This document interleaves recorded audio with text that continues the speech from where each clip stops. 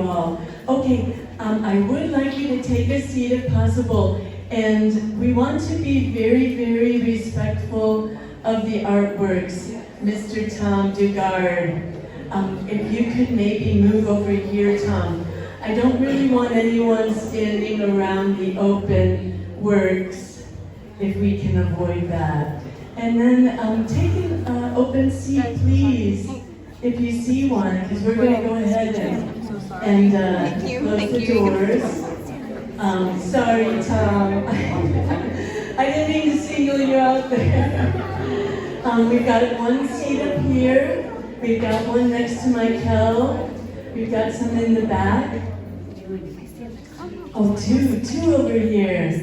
Yes, please. You don't want it? Nobody wants to sit up. There we go. Ami. Welcome, everybody. It's very thrilling to be together again. And 5 new exhibits. It's been a whirlwind.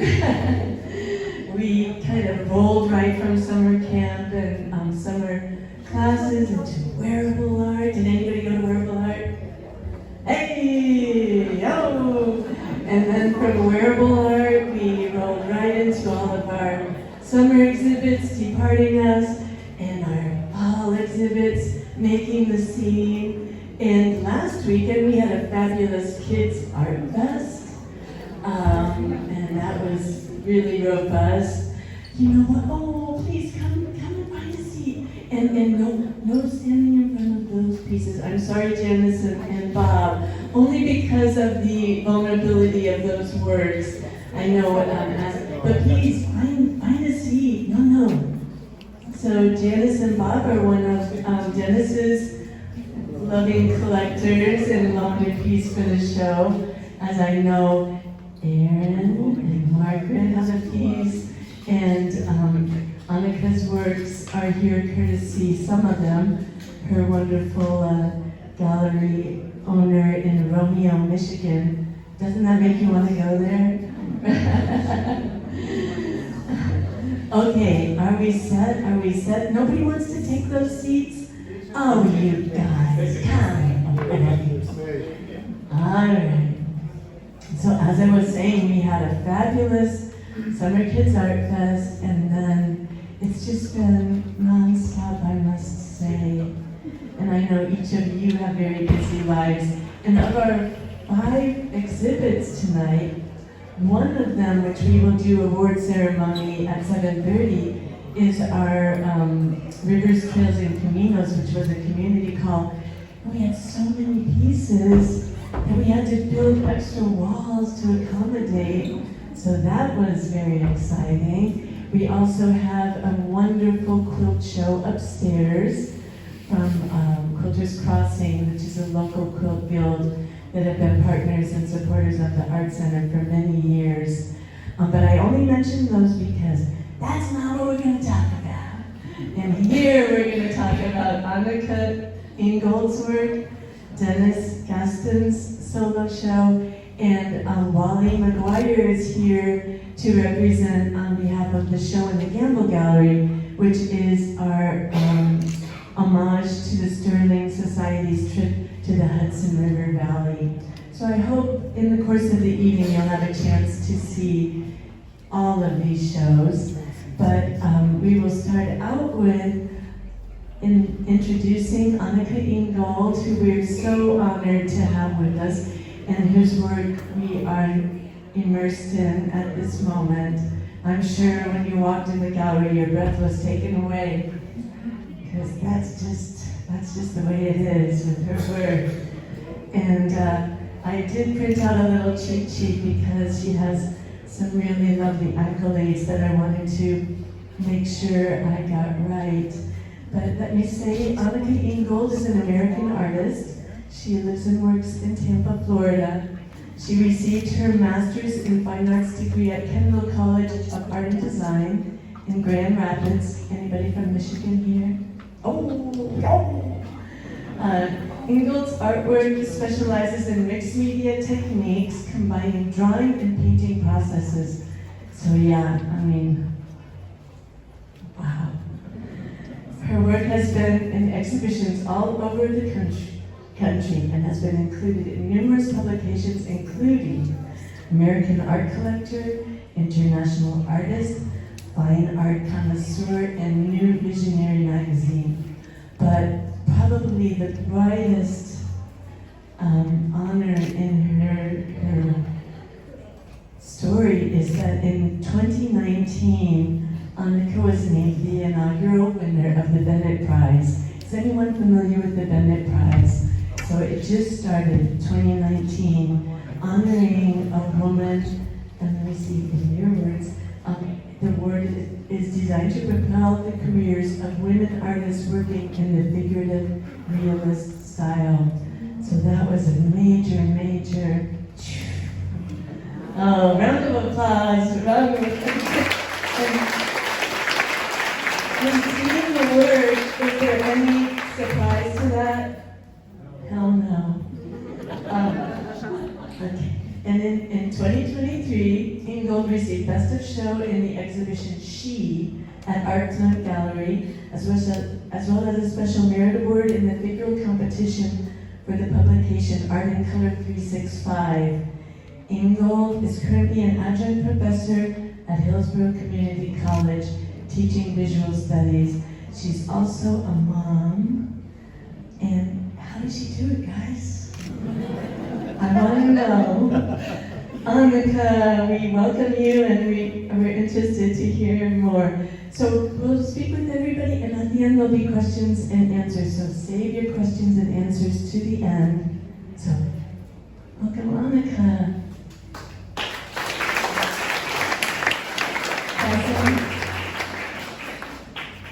Thank you.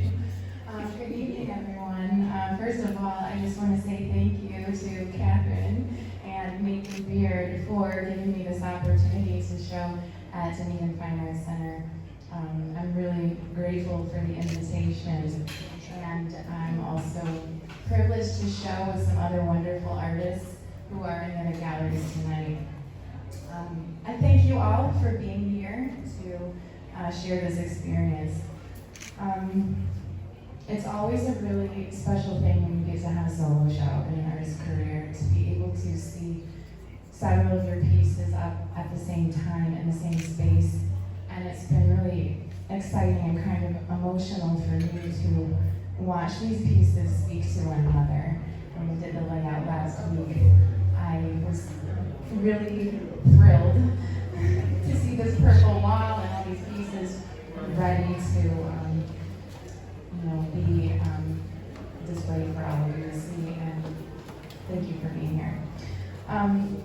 This group of work was created over the last few years, and it documents many of the changes that I've been through in my life more recently, and that's why I entitled the show Metamorphosis.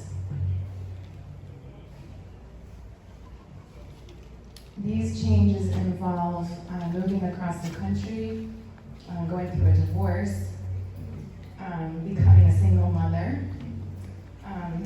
surviving a pandemic, caring for a sick parent, finding my voice as a teacher, finding my identity through art making as an artist, exploring my own femininity, and ultimately all of this leading to me discovering my own autonomy as a woman. These are very personal stories for me. I've investigated my own experience as a woman, but I also integrate a more communal look or collective look at the female experience at large. And although I would never claim to speak for anyone else, I do find a cathartic communion when I share stories with other women. And we together can confront our societal expectations of what women are. These stories are about loss and vulnerability. They're about desires and fears, but they're also about strength and resilience and finding beauty in the face of change and the unpredictable nature of life. The process of making these pieces is very intuitive for me. I collect images that are both contemporary and historical from books, magazines, and photographs, and then I instinctually combine these symbols into a narrative and let them evolve and speak to each other as I'm working. I always start with the figure or the protagonist of the story, often using myself as a model, although I have other models too. And I build up an environment around that figure. I have a loose idea or a theme for the piece when I get started, but the piece usually reveals itself to me as I'm working in this intuitive way. If I plan a piece too much, it loses its excitement for me, and then I stop learning from it. I use a mixed media approach. I start with acrylic paint, and I lay down a base or some few colors. I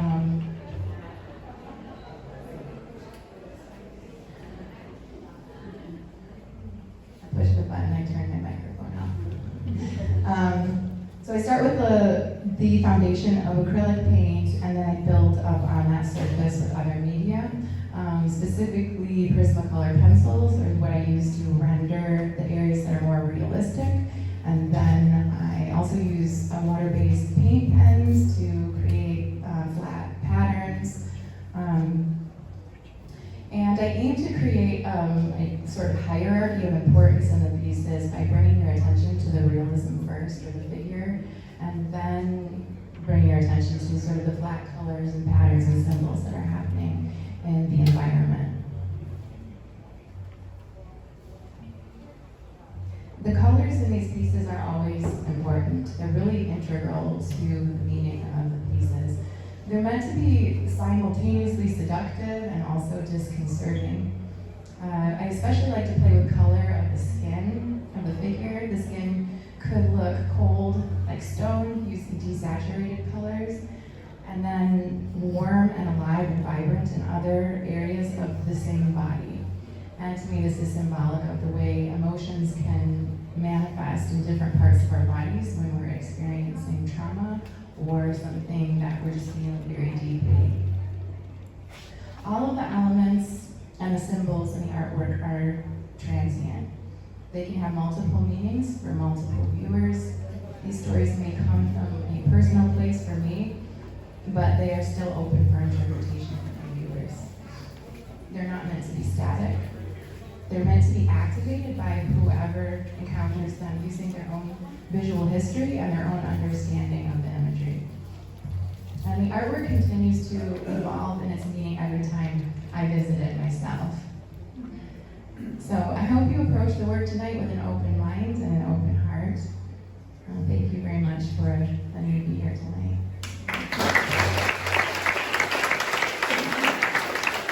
Thank you, Aneka. And keep in mind, we'll have question and answers afterwards. I will now introduce Mr. Denis Gaston, who is a friend of mine for 40 years. And as was written in his byline, the man, the myth, the legend. pretty much sums it up. And for those of us who've lived in Dunedin for any length of time, Denis had a studio on a much sleepier side street that was Broadway. And that's where I met him all those years ago. And he is probably the most humble, devoted,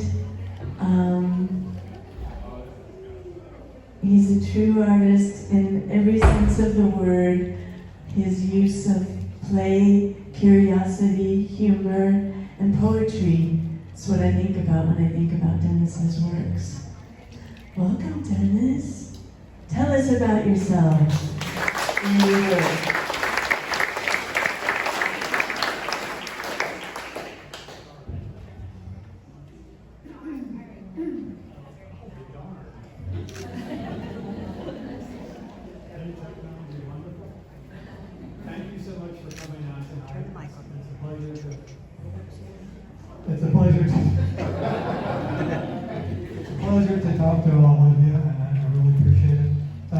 to Catherine, a major curator and a longtime friend, and Nathan Beard and Cassie Cummings and all of the other folks associated with the Art Center. I really appreciate it.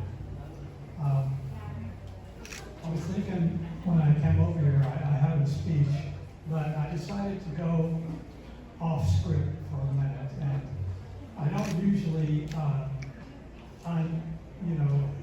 hang out my baggage on my personal problems, but I decided that, some of the things I've been through in the last few months, people can relate to, and probably some of you, or many of you, have been through similar experiences or even more. But all summer long, I've been working towards this exhibition and leaning over a easel, and I started developing back problems. I've had those for a long time, and they were under control, but leaning over, it's not good. Well, working on the last piece, which is the Scarlet Leander, you'll see that in the gallery. About 5 weeks ago, my back went out. I was like out of it for maybe 5 days. And after that, I could only work for, half an hour at a time. And then I'd have to stop, and I'd then go back and work another half hour. And this went on for weeks, and I was finally able to finish the piece. We do what we have to do to get the work done. So through it all, I had a plan. I was focused on the piece, and I wanted to get it done. It was the last piece for the show.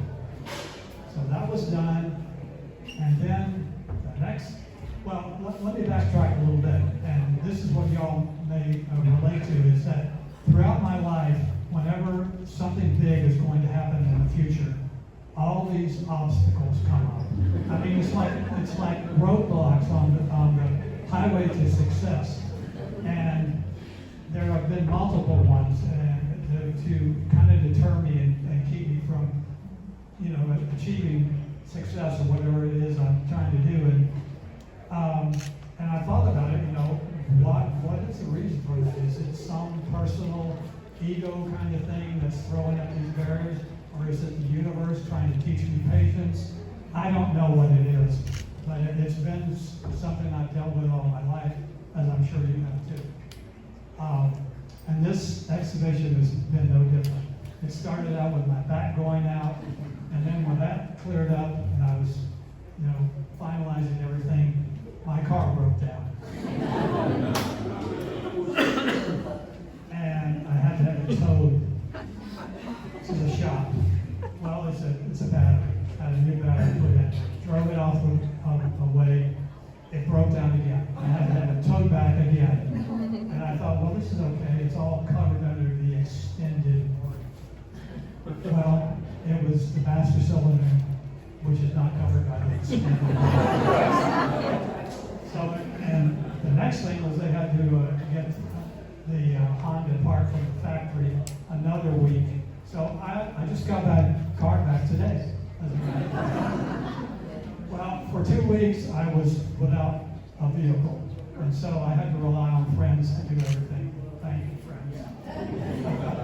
But what happened after that was my cat had to go to the vet. She started acting weird and scratching and grooming and all that stuff, and drinking a lot of water, and I thought, oh my gosh, what now? So the friends stepped up again. Is Maurice here, my sister? Thank goodness for sisters. She ran a taxi service for me for 2 weeks.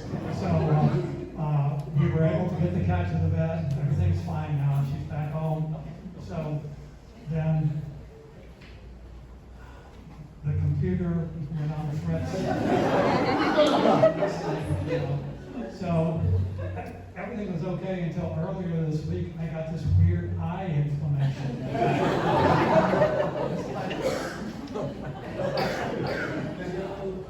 Yeah, really. It's like, what next? But that's getting better now, so I thought, what's going on?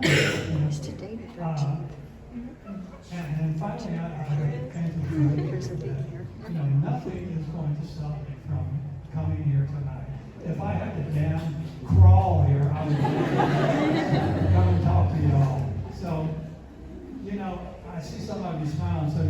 through some of the same obstacles, even worse probably.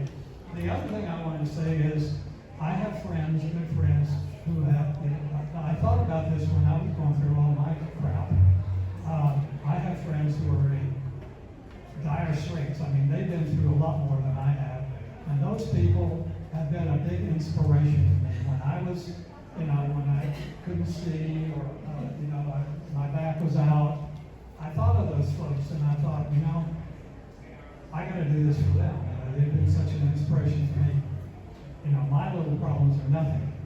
So I'm gonna forge ahead. So, here I am.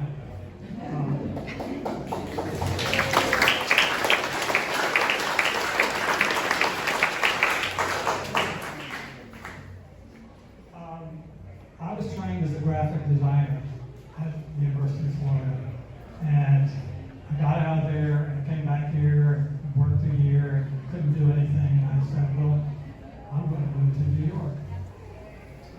Everybody says that's where it's at, advertising. So I took my portfolio and I headed north. But I had friends in Atlanta, and I stopped there and I fell in love with the city, and I just stayed there for 15 years. And I was glad, because I got to do what I wanted. But really, the advertising business was not something I really enjoyed. I enjoyed making the art, the designs, logos, brochures. I did not enjoy the advertising part of it. I tried really hard to go to work for advertising agencies, and I was never able to, so I had to freelance. So most of those 15 years I freelanced on my own, so I learned the trade through that. I learned a lot of illustration, storytelling through illustration. So after 15 years, I got tired of working with clients, because inevitably I would have to meet with a group of people, and they felt like they had to put their 2 cents worth in, whether they knew design or anything about it. They felt they had to say something. And after working on the project for a couple of weeks, to have them shoot it down for some inane reason finally got to me. I decided I would move back to Florida and go in another direction. So I started with pastel drawings. Someone saw my portfolio and recommended that I try doing drawings with pastel while listening to classical music. So that was new for me. So I decided to do that, and it was really pretty amazing, like an epiphany. I need to backtrack again to this last job I had in Atlanta. It was for a corporation, and I was in their art department. And my job, 8 hours a day, was to design logos that would go on checks. And it would be like that. So, of course, it's all design and drawing boards. And at times I would have to talk to the sales reps and the advertising directors for these little banks in Alabama or Georgia. And while they would be going on and on about how great their little bank was and the history of it, isn't it wonderful and everything, I would be doodling with my rapidographs. Not thinking about what I was doing, because I had to listen to these people. And at the end of the conversation, I sign off and I looked at what I had done, and I'm like, oh my gosh, what in the world is that? They were these totem-like creatures, and they were done in, like this sketch kind of thing, doodles, but they had such power to them and such raw energy, and I had never seen anything like that. Nothing like that had ever come out of me before. So I thought, my first thought was, after I thought, where did these come from, was, what good are they? How are they going to help me now? So they were important enough that I didn't throw them away. I put them in a manila envelope. And when I got back to Florida and I started doing pastel drawings, I thought of those drawings, those little strange critters that I had done. I had doodled, I got them out, used those as my impetus for pastel drawings. So I developed a portfolio of these pastel drawings, and I thought, well, what now? So I happened to go to the Art Center, the Cornell County Art Council, which was in Clearwater at the time, and I showed them my portfolio, and they were impressed. They said, you know what you got to do? You got to start doing outdoor shows. So I thought, well, okay, I can do that. Naive me, you know. So I got together everything and I started doing the shows. The first shows I did were freestanding panels and with notes in them. It was terrible. At least I got my work out there and people started seeing it and they started appreciating it. So, it really felt good to get my work in front of a lot of people. And I recommend that to people starting out now. That's a great way to get your work out there, is to do outdoor shows. But you have, the other thing about, one of the things my father said when I told him when I was 10 years old that I wanted to be an artist, he didn't say no or yes or anything like that. He just said, well, if you're going to be an artist, you better take some business courses. Because artists are lousy business people. Well, I split the difference into commercial art.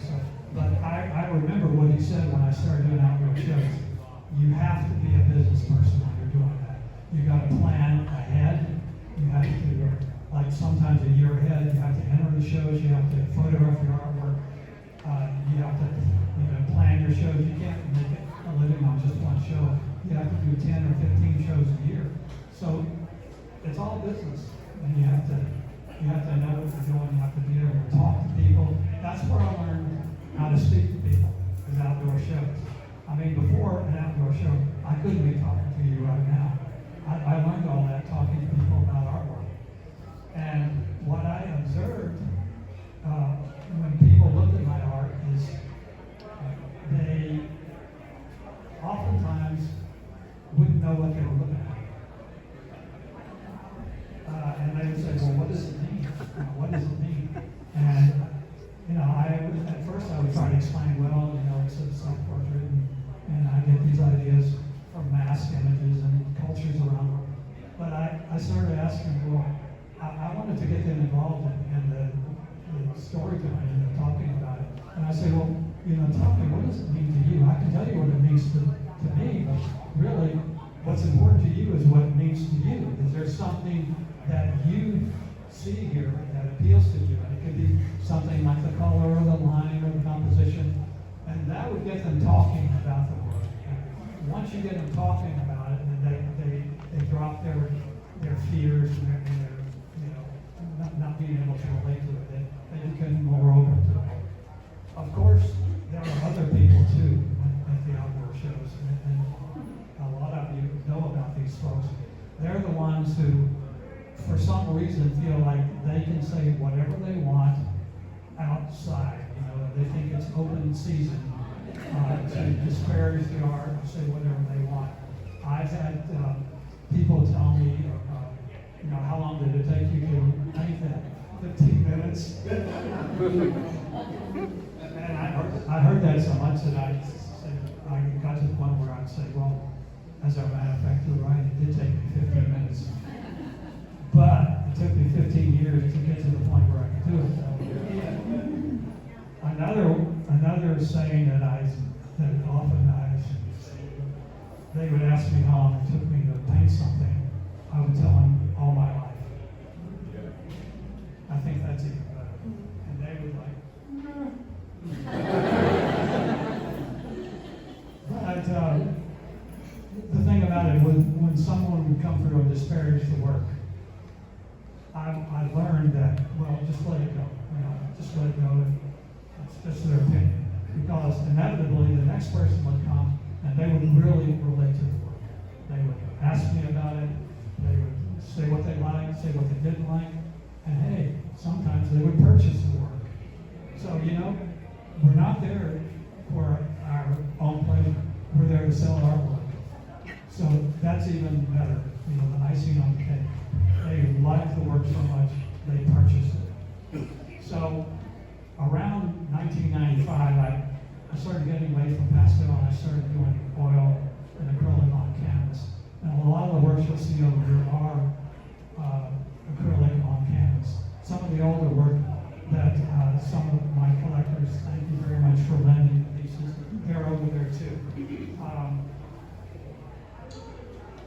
You know, to this day, I really have a hard time talking about the work because I'm not really sure what it's about. You know, it's like it's like those sketches I did years ago. It's like, where is this artwork coming? Where are these images coming from?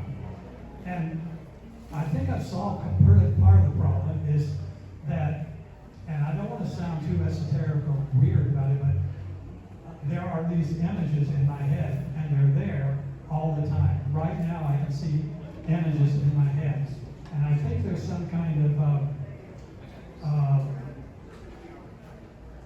I like the word zeitgeist, but there's this imagery that's universal. What is it called? Archetypal, thank you. Archetypal images that reappear in my work. And I think what I've done is I've taken these images out there, and I've kind of filtered them through my own vision. In my life, I've been really, I really am drawn to primitive art, the artwork of Africa, the artwork of China, of oceanic, pre-Columbian art especially. Just really appeals to me, and I remember that. I think intuitively I remember that when I'm making my artwork. You know, like Aneka, my work is mostly figurative. It has some symbolism in it. It's like Aneka, it's also self-referential, it's self-portraits. I realized that later on. It's like, I do a lot of mask images, and really they're me in different positions. That's what we always said. We always said every single piece that you did, whether it was a creature or a woman or, you know, they're all self-portraits. They're all you, Dennis. And I'm really excited for everybody to get over there and check it out. I think this is the girl that's coming on the side. Thank you.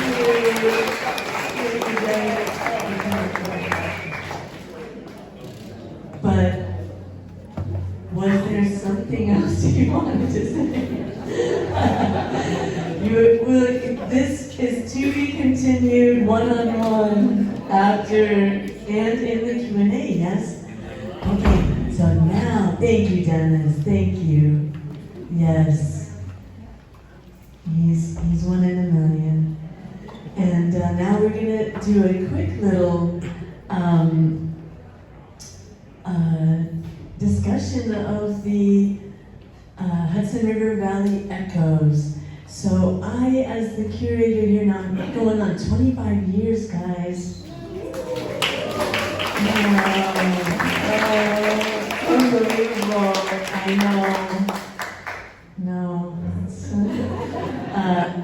but I mention that because in the course of my time here at the Art Center, the Sterling Society went on 3 separate trips. The first one was to Cuba in 2015, and the next one was to Santa Fe and Taos, and then we went to the Hudson River Valley in 2022. And I've got to say that every single trip I went with them, it was life-changing. And I truly believe that the world is vast, life is short, and all that I learned and every way that I was changed by things I couldn't have even anticipated. So the Hudson River Valley was no different. And they're getting ready to do their Boston trip in spring of 2025, which I put a little plug in my curator's statement over there, but it's already sold out. Don't! Oh, wait, no. Andrea said there's 5 places left, but they always choose a wonderful destination for the Hudson River Valley. It was for the history, the beauty, the culture of that region. I've never been, and the fall colors, the nature. It was, and to be with others who love art and all the conversations that transpired. I really recommend it. I'm somebody who kind of likes to just go on my own to see art and just, one-on-one experience the work, but this was like no other every time. So, and Andrea, I just wanted to have everybody, this is our new director. She's shy. She wouldn't come up here. Andrea Laws. And if you went to Wearable Art, you saw her on the runway, and that was, she had to be lured to do it.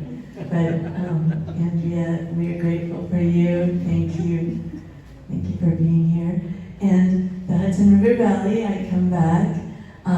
Who I have asked to speak tonight is Wally McGuire. Wally had a show in our first of this year called Drawn Together, and there were all these wonderful little portraits, if you remember in the atrium, there were miniature portraits, hundreds of them, that he did, 500 that he did during the pandemic. And they were from Zoom calls. So they each were, it was pen and ink, and they were, they had the beautiful little halo of the Zoom screen around them. And some of them would be like just one eye and half the lips because, that person stopped talking or they left so they're fabulous. But I say Wally is former resident of the Hudson River Valley. He is an artist himself, a major collector. His home and with his husband Jim, where's Jim? There he is wall-to-ceiling art. No kidding, guys. We need to do a tour to the McGuire Schiffer home. Wally is an art educator, he's an artist, he's taken class here at the center, as has Jim. They've been passionate partners with DFAC since they moved here. He is someone who is an arts advocate, and a film is being made about him. He was a tour guide for Storm King, which was one of our destinations in the Hudson River Valley. And they're making a film about it because he's so great. And it's called Wally's Way. And we're waiting for that premiere. But Wally lent a number of pieces for the Hudson River Valley show. He tipped us off, the travelers, who we should meet when we went to the Hudson River Valley. We had a studio visit as a consequence, but we did indeed go to Storm King. We went to Dia Beacon.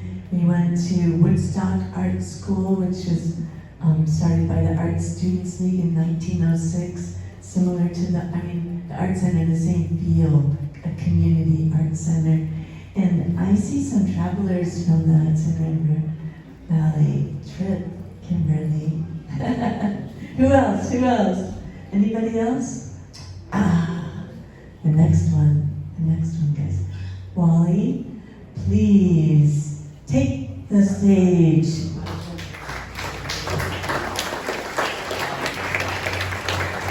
Thank you so much. This is an amazing place. I wish I had this in Hudson Valley as well. We've been coming here for over 24 years, but I've been doing the back and forth snowbird thing because I was still working. I left my home on Long Island and went up to the Hudson Valley when I was 17 to go to art college. My parents did not want me to become an artist. Their idea of an artist was somebody starving in a garret. And so I went to college and I switched into my major, which was art. Unfortunately, I didn't know that I had to be an art educator. I thought I was just going, in order to graduate, I had to student teach. I had no idea I didn't want to teach.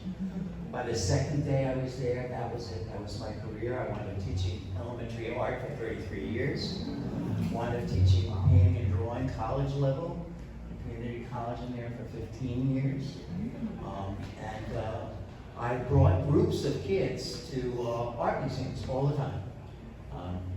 I brought all my 6th graders to the Metropolitan Museum of Art in New York City. and all my third graders to Storm King Art Center. So I became very familiar with the place. If you've never been there, it's over 500 acres of amazing outdoor sculptures. It was a great museum for kids because they could roll down the hills between the working and yeah, I really am grateful to this facility and the people that work here. And thank you, Catherine and Nathan, for asking me. Taking classes here, people that are no longer here who are on the staff, and the people on the staff, right down to the custodians, are amazing people. So if you haven't had an opportunity to experience it from a creative process, please do. I think I was moved the most by my first art teacher. Now, I wasn't allowed to take art classes in high school, so my first professor in college, I went up to her and I said, you know, I don't know what to do. I've never taken any classes. And she said to me, good, you don't have to unlearn anything. And there was another professor that said, you know, Wally, you've got a responsibility, and that is to make art and help support other artists. So, you know, being an art major, you know, you can see some of the works, just a few of the works that I've collected over the years. Most of them are personal friends, you know, that either were in a tough spot or they needed encouragement. I've had students that are now art teachers and artists in New York City and in the Hamptons, and a lot of them are hanging on the walls. None of those are here. These, good friend of mine, Shornell Joyce, some of her pieces are here. So you're going to see just some representations of just some of the people that I know and love from the Hudson Valley. I have to say, I'm so amazed to be in this room with your work. It's so beautiful. And thank you, Nathan and Catherine. Is that everything I was supposed to say? Yes, and more. Yes, and more. Thank you, Wally. And that is so true that I know he's buying work all the time, supporting artists. Every week, every month, every year. There's no more room over there though, Wally. So, questions? Anybody have any questions? Or do you want to just, Miss Elizabeth? This painting in front of us here fascinates me. Who is the head on the floor? Getting ahead in life? Or not, right? Well, I made this piece when I went through my divorce. And I didn't intend for it to become this gruesome, but there's a lot that I needed to process, and it kind of became like an homage to, Judith and Louise and already the Gentileschi piece that, so important. And so it was, it was a picture that I got that looks sort of like somebody. We'll never tell. Your secret is safe with us. I hope that answers your question. Anybody else? Mary Louise. I wanted to know two things. What kind of panel are you using? Is it wood? It's something called dye bond. It's an aluminum panel. It's like an industrial strength. Like it's meant to be for like outdoor signs, but it's kind of like indestructible and it's lightweight. It's very thin. It's like a quarter inch. What do you want to make the piece? I make the work on paper first, like a rising Stonehenge, like 90 pound. That takes wet media. And then these pieces actually have been dry mounted to the panel afterwards. That must have been really scary when you first did that, to have such a... Well, if you really want to know, I'll tell you the story. The pieces that I made over here, my children, that's my daughter on the left and my son on the right. The piece that I made, my daughter, it's a diptych. They go together, they function as a, one piece, and the piece on the left, my daughter, the first time I tried to do it, it didn't work, and I destroyed the piece. Like, it just fell apart. So I actually redid the whole piece from scratch. I started over and Because of the dry mounting. yeah, it didn't Wow. work. So I had it done professionally after that. Do not try this at home. Oh. And the other one is, are you using graphite and grays? No, it's all Prismacolor pencil. Anybody else? Leslie. I wonder, congratulations on winning the Bennett Prize, and I wonder Thank you. if, had you tried to win it before and not, or was this the first time you put your hat in the ring, as it were, and you were lucky enough to be awarded? Well, I was the inaugural winner, so it was the first time that they had. So you're the 2019 winner? Yes, yeah. Okay. Well, congratulations, the Thank work is you. beautiful. Thank you.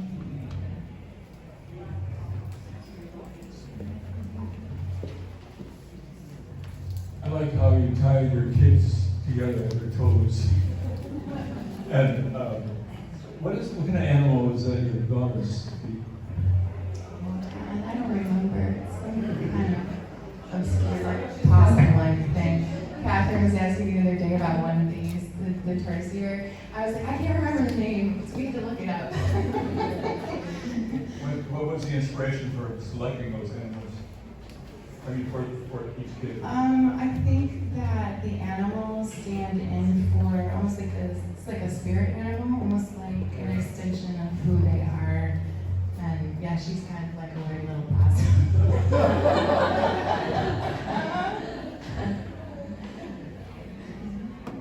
Anybody else? Questions? Aaron. Dennis, I know you never like to tell anyone what's behind what you're doing, and that you claim that it's just what you see in your head. But obviously, when you start each piece, you must be inspired by something. Tell us about that. Okay, Catherine mentioned that.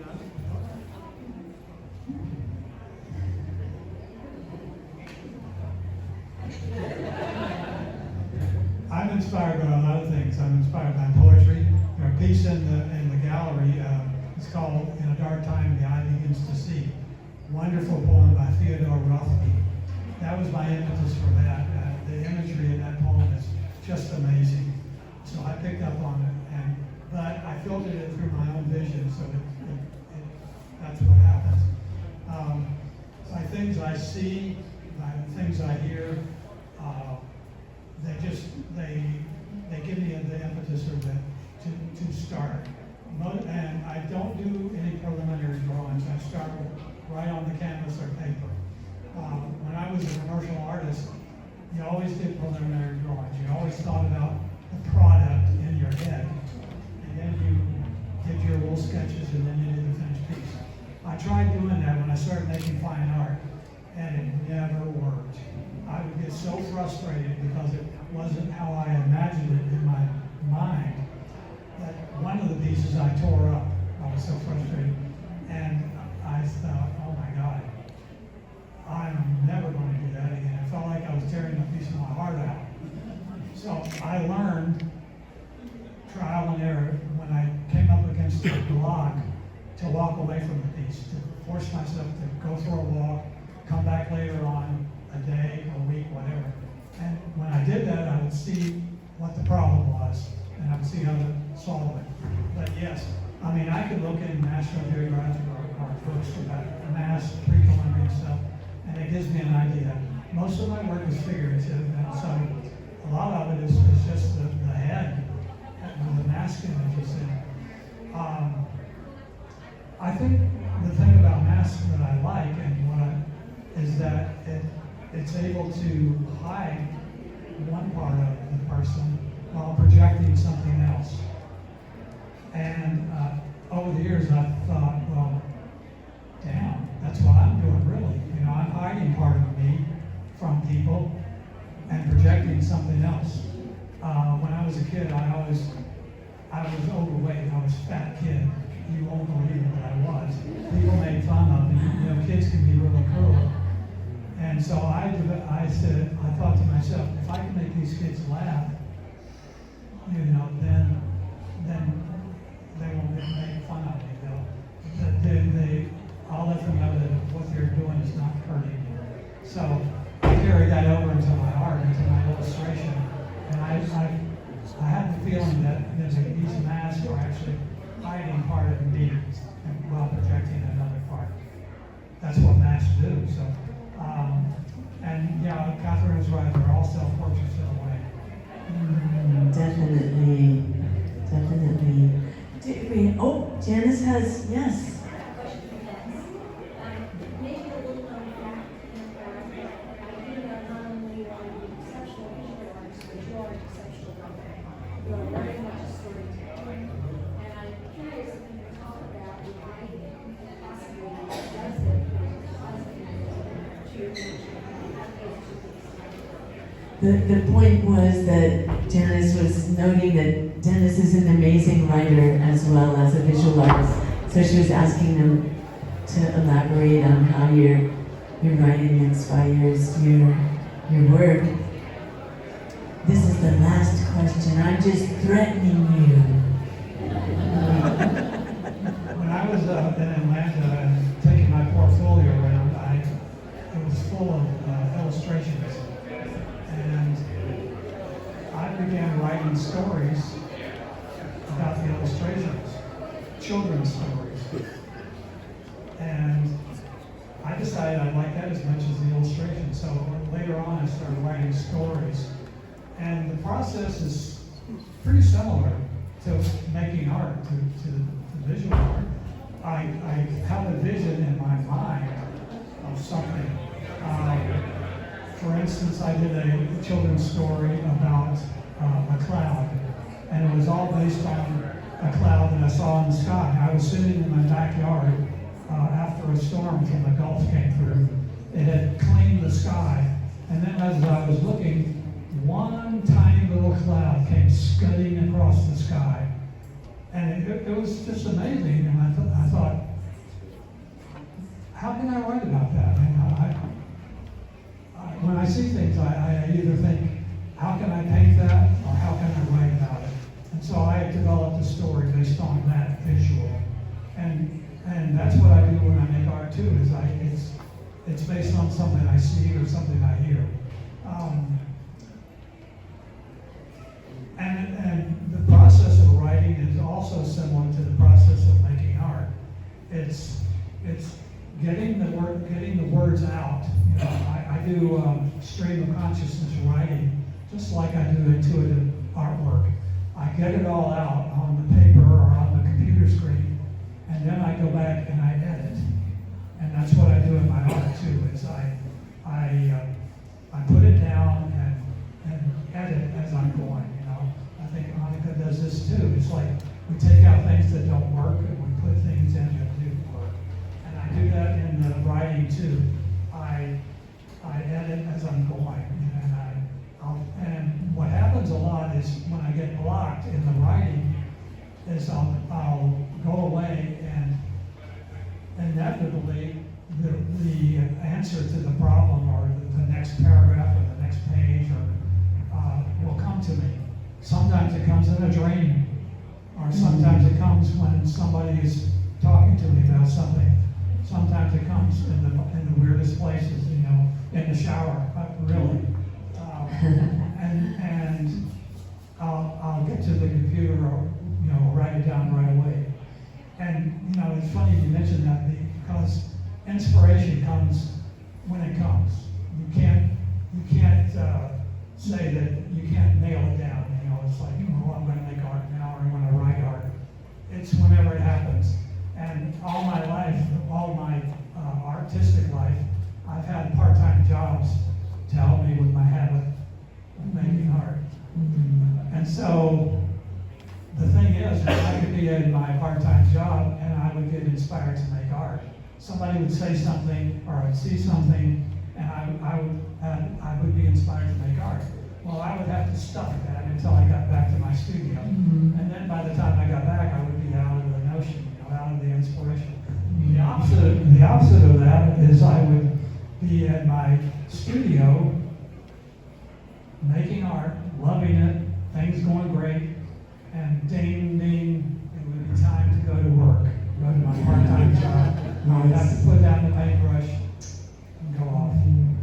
So that's you learn to deal with that. Thank you for that question. Thank you for that. Thank you to each of you for being here tonight. Thank you to Aneka, Bennett, Ronnie, thanks for your